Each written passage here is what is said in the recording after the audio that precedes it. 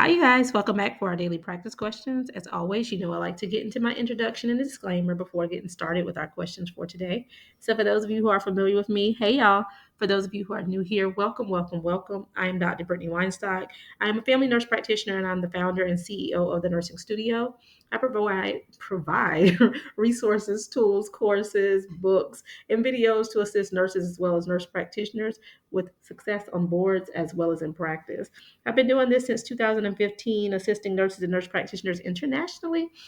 And before I get into any of my questions today, I like to go over just a quick disclaimer. I always give the reminder that we know there's no absolutes in medicine. We treat on a patient by patient basis.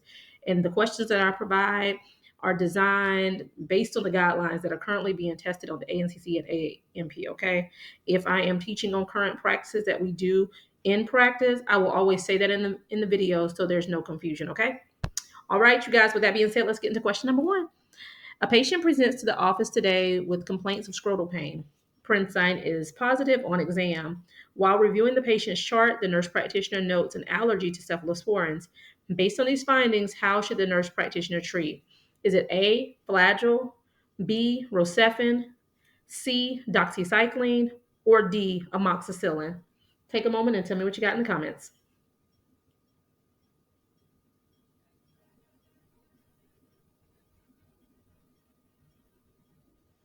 All right, you guys, I always recommend slowing down and reading the stem of the question first.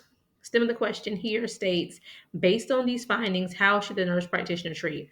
And I like you to read the stem of the question so it allows you to slow down and ensure you're answering what's even being asked, right? So here, based on these findings, how should the nurse practitioner treat? If we're treating something, we got to figure out what the diagnosis is to even treat it, right? So here, this patient came in complaining of scrotal pain. The print sign is positive on exam. So with this, your mind should be going to epididymitis, right? Um, Typical scrotal pain, we're thinking epididymitis, we're thinking testicular torsion. But with testicular torsion, we know print sign is negative, right? But with epididymitis, it is positive. So how do we treat epididymitis? Well, with epididymitis, we treat with rocephin typically, right?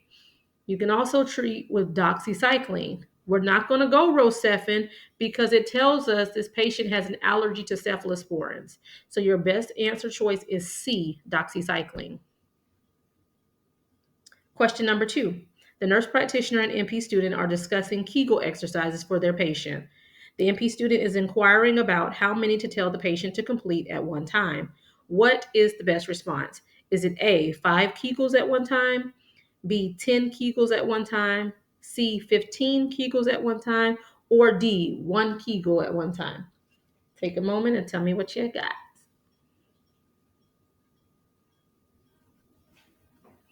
All right. So stem of the question states, what is the best response? So we're talking Kegel exercises here. So how many Kegels do we tell a patient to do in one time, one set? And this is like a knowledge-based question. So B is your best answer. We recommend doing 10 Kegels at a time, and they can do 3 to 4 a day for, about 40 a day, right? So one set is considered 10 Kegels, telling them to do 10. Okay. All right. And question number three, the nurse practitioner is explaining things to avoid as a gout patient. All of the following are correct except A, red meat, B, alcohol, C, vitamin C, or D, refined carbs. Take a moment and tell me what you got in the comments. Y'all make sure y'all putting y'all answers in the comment. Don't be shy. All right, you guys. Stem of the question states all of the following are correct except. So we're talking about gout. What do we need to avoid? What do you want to teach your patient to avoid if they have gout? So A, red meat, yes. B, alcohol, yes. C, vitamin C, no. D, refined carbs, yes. So your best answer is C, vitamin C, because it asks you all of the following are correct except, so which one is incorrect, right? So C, vitamin C is your best answer. We want you to avoid your red meat, your alcohol, and they need to limit those refined carbohydrates as well, okay? All right, you guys, I hope you found this helpful. This was a short and sweet of the three questions for today, but be sure to like, comment, and subscribe and share with whomever you may think may find this beneficial as well. But you know what to do. Make sure you meet me back here. If you need any of our resources, be sure to give us a call at the Nursing Studio at 803 400 6864. You can also shoot a text message to that number or shoot us an email at the nursing studio, the number one at gmail.com. The review book options are linked in the bio of this channel. So there's an ebook option and a paperback option. Also, the link to the website is there as well so that you can see what we offer and you can send any questions in the inquiry section if you have any.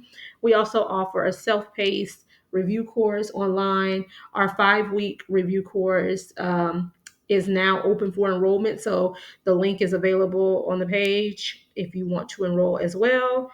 Or if you're looking to enroll in a one on one session, give us a call or shoot us an email so that we can gauge what you're looking for and what you need and discover how to set that up best for your goals. Okay.